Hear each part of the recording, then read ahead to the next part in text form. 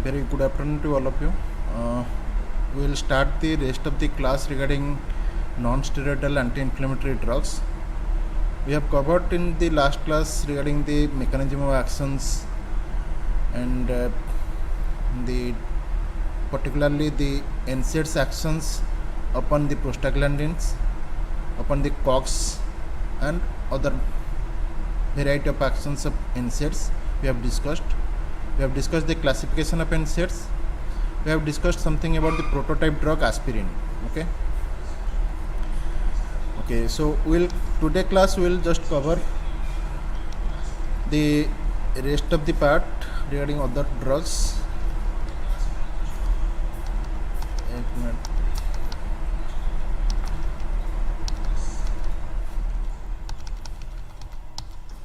So we have covered the variety mechanism of actions of aspirin. We will consider today class this adverse effect. We have covered the pharmacokinetics also. That is, in low doses it has fast order kinetics, and at higher doses it is zero order kinetics. And coming to its adverse effects, based upon the different mechanism of actions of aspirin. Okay, we have already discussed GI side effect is the major side effects. So side effects seen at analgesic dose, that is 0.3 to 1.5 gram per day. It can cause several GI side effects: nausea, vomiting, epigastric distress, occult blood in stools, gastric mucosal damage. Okay, it can lead to hematemesis, hematochezia, all these things. Sometimes it can lead to hypersensitivity or idiosyncrasy like reactions, and it can cause salicylism, produce at the anti-inflammatory doses, or at very high doses it can produce salicylism. It is nothing but the hyper concentration of salicylic acid in your blood that will lead to headache, dizziness, vertigo, tinnitus, nausea, vomiting, confusion. And in children it can cause a Reye's syndrome, a rare form of hepatic encephalopathy. It is due to mitochondrial injury. Mitochondria is present inside cell, so mitochondrial injury will lead to hepatic encephalopathy in children who are already having previous viral infections. Okay, and which viruses are predominantly produce these things? That is varicella and influenza viruses. So acute salicylate poisoning can also occur. It is commonly seen in case of children. Accidentally they ingest the doses, and fatal dose in adults is 15 to 30 gram, because children have a lower threshold, so the toxic dose is less as compared to adults. So serious toxicity is seen at serum salicylate levels more than 50 milligram per deciliters, and similar sign symptoms can occur, and the treatment is supportive and symptomatic treatment only. So in some cases it is contraindicated, like the persons who are sensitive to it, like previous allergic reactions or hypersensitivity type of reactions to aspirin, or who are having peptic ulcer or bleeding tendencies, children suffering from viral infections, chronic liver diseases. This aspirin should not be given, and it should be avoided in case of diabetics. Means very much precautions should be taken in these cases. Those with low cardiac reserve or frank congestive heart failure, juvenile rheumatic arthritis, pregnancy with low birth weight babies, at or near term or delayed prolonged labor, greater postpartum blood loss will be there, and premature closure of ductus arteriosus, breastfeeding mothers, G6PD deficiency. So these are some contraindications, or these are some precautions to be taken in these cases. Okay. So coming to uses, it is basically analgesic, it is antipyretic and anti-inflammatory also. So because of its anti-inflammatory property, it is used in acute rheumatic fever, rheumatoid arthritis, osteoarthritis, and it is also used in post-myocardial infarction and post-stroke patients as a preventive therapy because of its antiplatelet actions. So other uses, it can be used in pregnancy-induced hypertension or preeclampsia, patent ductus arteriosus, familial colonic polyposis. It has been shown to have some preventive effect to prevent the occurrence of familial colonic polyposis. So it has been found to be useful in these cases. prevention of colon and rectal cancer in those having adenomatous polyposis. In those patients, if chronic administration of aspirin is given, it has been found serendipitously that it is preventing the further occurrence of cancers.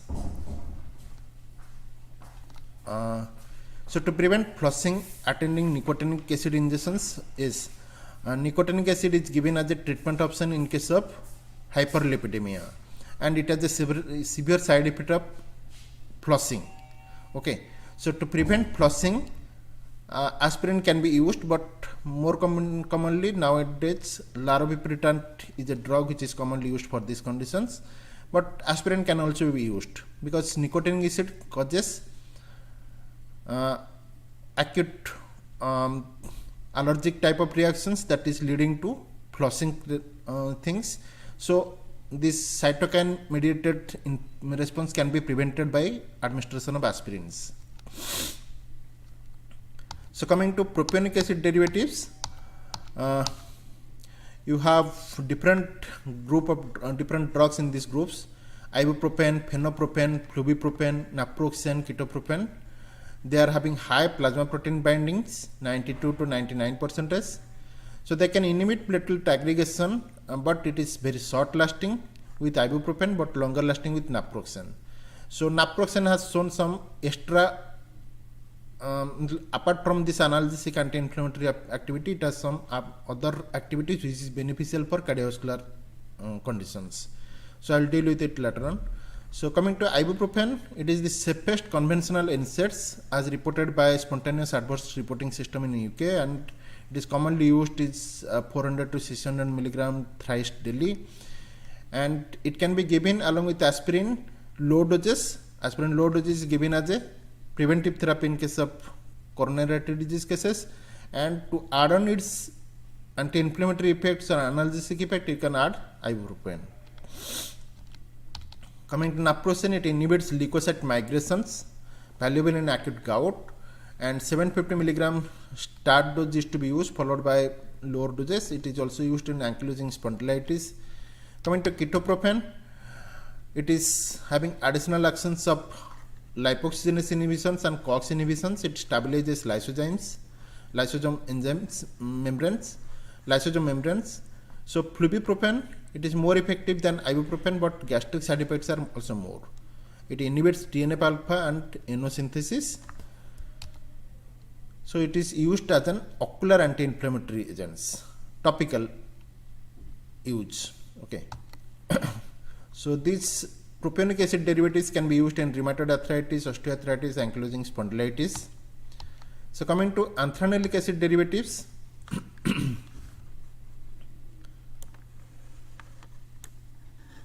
okay, methanoic acid is the prodrug in this group.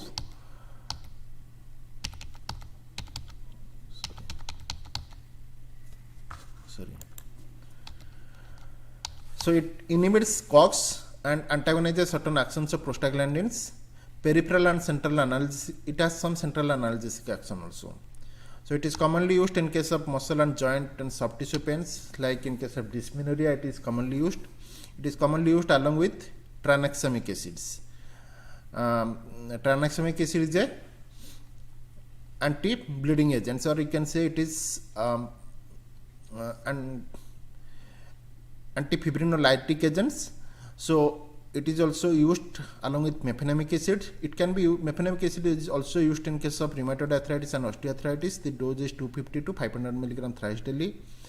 But several side effects can occur. It can lead to gastric upset, diarrhea, dizziness, headache, hemolytic anemia, and rashes. And coming to indole derivatives, you have indomethacins, and it is considered as a highly potent inhibitor of prostaglandin synthesis, or the potent NSAIDs. Okay, so it relieves inflammations, tissue injury related pain, inhibits phosphodiesterase, that is leading to phosphodiesterase causes increased cyclic AMP and stabilizes membrane including lysosomal membrane, and suppresses neutrophil motility. So in toxic doses, it uncouples oxidative phosphorylations, so that will lead to mitochondrial toxicity. So it can be used for closure of patent ductus arteriosus ankylosing spondylitis, acute exacerbations of arthropathies, rheumatoid arthritis, and psoriatic arthritis. Different type of arthritis it is used, along with closing the patent ductus arteriosus in case of infants. Okay. Also, it is used in case of acute gout. Okay. And the dose is 25 to 50 milligram twice daily or once daily.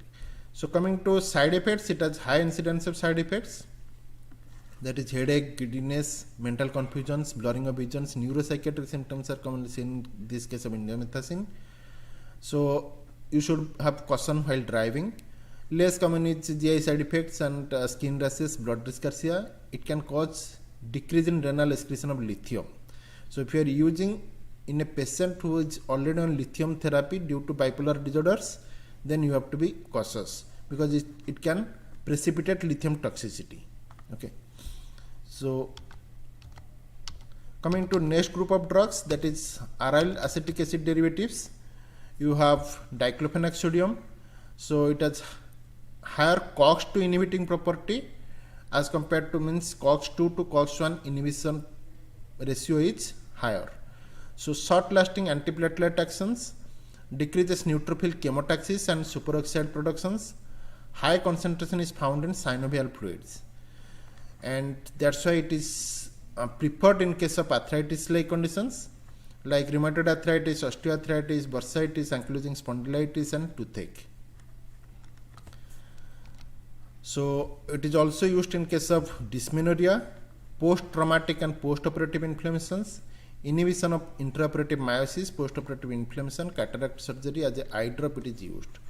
The dose is 50 milligram thrice daily, but it has several side effects similar to that of indomethacin, and it can cause CNS effects also, fluid retention, marked reduction in GFR occurs, aplastic anemia can occur, and it can cause elevation of liver enzymes also. So, use is not recommended in case of children and pregnant nursing mothers, and only short term use is recommended when other NSAIDs are not effective. Okay. Its congener is aceclofenac, which is having similar mechanism of actions, but along with that it has a chondroprotective property. Basically, it is needed in case of osteoarthritis where your bone minerals are decreased or there is decreased bone mineral density. So, you have to use some chondroprotective agents like chondroitin sulfate, glucosamine sulfate. These are used, but they have very less efficacy in clinical trials. Still, these are commonly used in case of these conditions, and aceclofenac has shown some chondroprotective effects also. So, dose is 100 milligram per day. Coming to next drug, that is oxycam derivatives, you have Pyroxicum. It is a common prodrug in this group. So, it lowers the prostaglandin concentrations in synovial fluids, inhibits platelet aggregations, decreases production of IgM, rheumatoid factor and leukocyte chemotaxis, and it is also used different arthritis conditions, acute gout like conditions, and musculoskeletal injuries, and in case of episiotomy during the delivery period, pregnancy. So, it is also used in case of dysmenorrhea, and it has a long T-half, so can be given OD. Okay. And other drugs in this group are tenoxicam, meloxicam and lornoxicam. These have long T-half because their clearance is very slow, and T-half definition is 0.693 into volume distribution by clearance, and if clearance is coming in the denominator, so if it is very low, then T-half will be high. Okay. So, their clearance is very low, that's why they have very long T-half. So, coming to next group of drugs, you have pyrrolopyrrone derivatives. There are large number of drugs in this group. You at least remember the common prototype drugs in these groups, their peculiar effect or their peculiar use. Okay, and if they have any specific advantage, like case of naproxen, it has cardiovascular benefits, like indomethacin, it has the most potent drugs. So, peculiar points at least you should remember. Okay. So coming to ketorolac, IV ketorolac has been reported to be as effective and safer than morphine in case of surgical and chronic cancer pain. So in case of severe pain, ketorolac is the option, and that is equivalent or nearly equivalent to morphine, not equivalent but nearly equivalent. So precaution, it should not be given to patients on anticoagulants, and continuous use for more than 5 days is not recommended, and should not be used for pre-anesthetic medication or obstetric analgesia. It is generally used in case of post-operative dental or acute musculoskeletal pain, renal colic or migraine, pain due to bony metastasis, short-term management of pain, and post-operative ocular inflammations and cataract extractions. Okay, it is also commonly used as a eye drop. Okay, ketorolac eye drop. So coming to next group of drugs, that is phenylbutazone and oxyphenbutazones.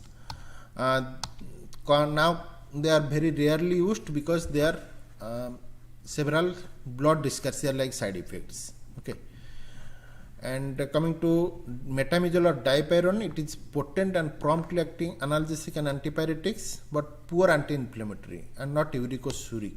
Okay, so it is also banned in some countries, and due to agranulocytosis of blood dyschargia like conditions. Next group is propiphenazone. So basically pyrazolone's derivatives are not commonly used nowadays. Okay,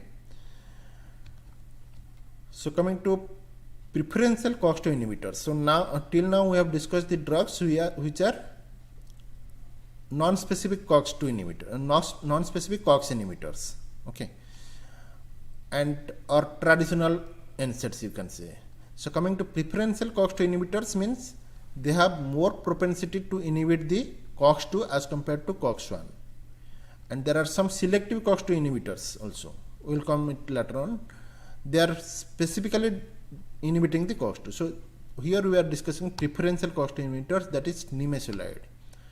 Okay, nimesulide is created a great news because of its side effect. Then it is banned, then it is revoked, the ban is revoked, and there is some limitation of its use nowadays. Okay, it is, you can say it is a blockbuster drug.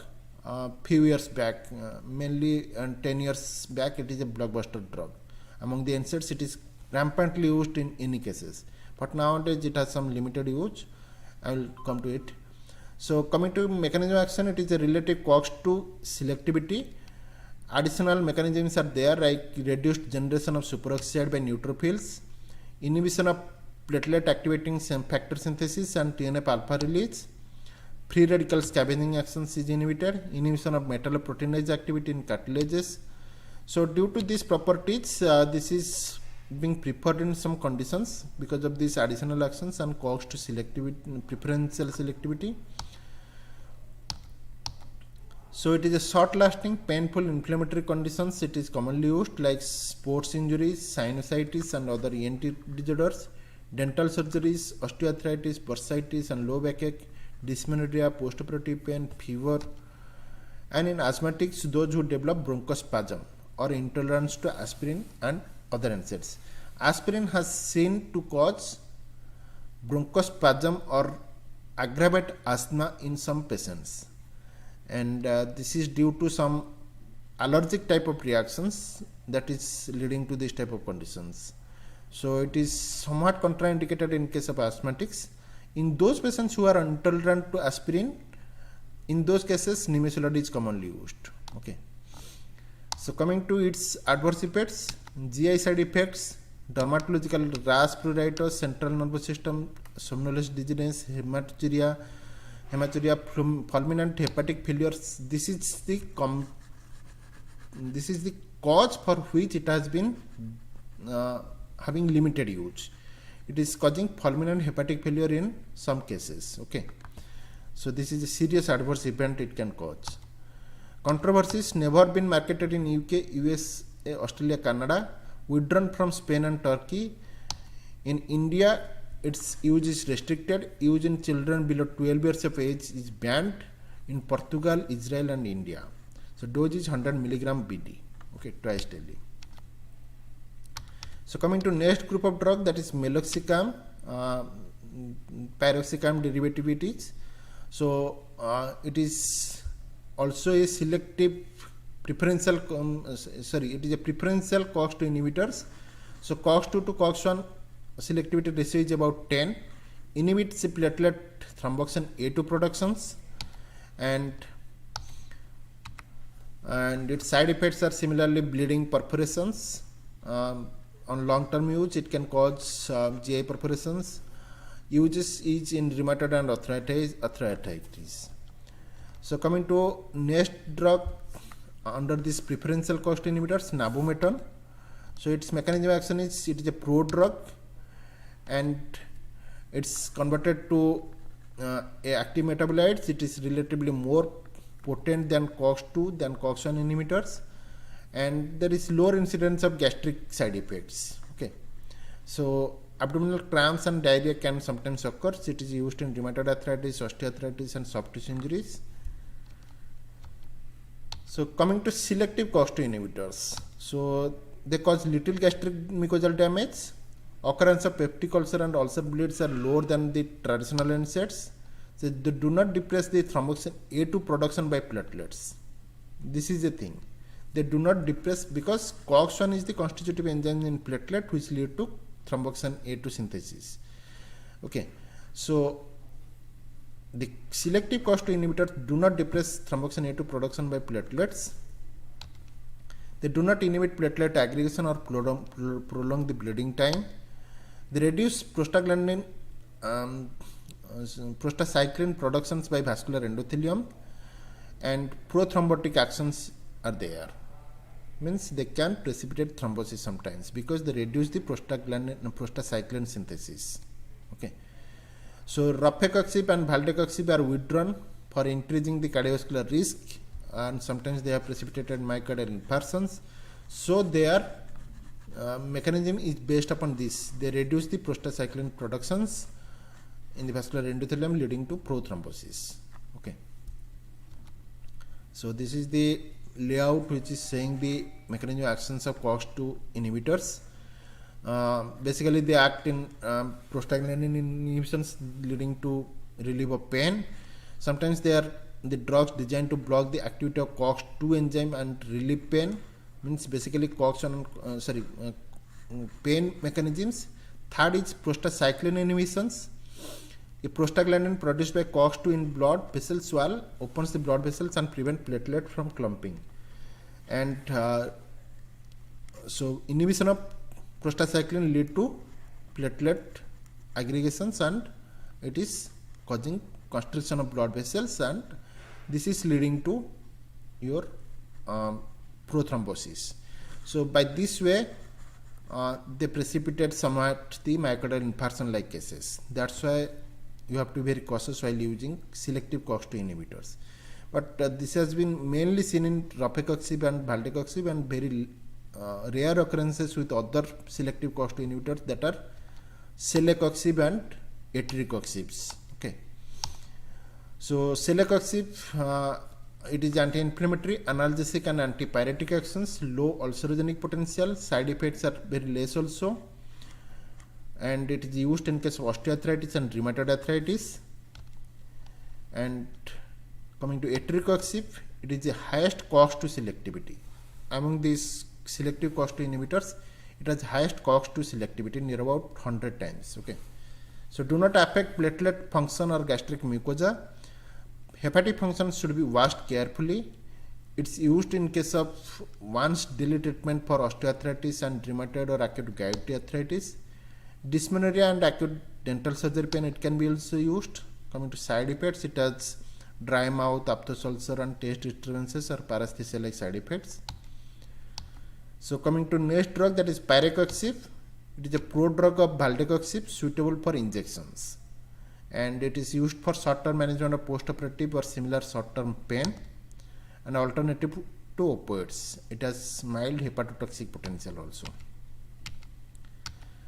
So coming to next group of drugs, that is Paracetamol and phenacetin group of drugs. So phenacetin is banned because of analgesic abuse nephropathy. It has high potential to cause analgesic nephropathy, okay, papillary necrosis, and reduced renal blood flow and reduced GFR, that is leading to sodium retention in the body. Okay. So the other drug is paracetamol, which is not considered under NSAIDs because of its very poor anti-inflammatory actions, but it has analgesic and antipyretic actions. So it is an active metabolite of phenacetines. It has central analgesic actions, raises the pain threshold. It has negligible anti-inflammatory actions. So poor inhibitor of prostaglandin synthesis in peripheral tissues, but more active on COX in the brain. It has been reported that paracetamol inhibits the COX-3 enzymes in the central nervous systems. Okay. The ability of paracetamol to inhibit COX-3 could also account for its analgesic and antipyretic actions, but doesn't produce gastric mucosal damage nor affect the platelet aggregation. So no uricosuric actions. Okay. So coming to use, it is a over-the-counter drug, means commonly available in the market, and it is over the counter analgesics mainly used for headache, mild migraine, musculoskeletal pain, dysmenorrhea like conditions. It is a fast choice of analgesic for osteoarthritis. For osteoarthritis, the drug of choice is paracetamol. Okay. One of the best drug to be used as an antipyretic, especially in children, and the dose, you know it very well, what is the dose, but there is a concern of paracetamol toxicity. Okay. So acute paracetamol poisoning, it commonly occurs in case of small children having low hepatic glucuronide conjugating ability. So large doses, generally 150 mg per kg or more than 10 gram in adults, can cause serious toxicity. Okay. You can see the dose, it is 0.5 to 1 gram TDS in adults for this musculoskeletal pain or osteoarthritis like conditions. Okay. For antipyretic actions, it can be used 0.5 gram thrice daily, but higher dose, even 1 gram TDS can be used in case of osteoarthritis like conditions. So due to this high dose, it can cause sometimes paracetamol poisonings, and the fatal dose is more than 250 milligram per kg. Okay. So manifestations, the early sign symptom is nausea, vomiting. If you are considering taking paracetamol and nausea, vomiting occurs, then you should be very cautious and stop the medications initially. Okay. And you can prompt for medical treatment for the paracetamol poisoning treatment. Okay. So it can lead to abdominal pain, liver tension. Why this occurs? Because this is mechanism. I will say in later slides what is the mechanism for toxicity. After 12 to 18 hours, it can lead to central lobular hepatic necrosis, renal tubular necrosis, hypoglycemia, and it can lead to coma.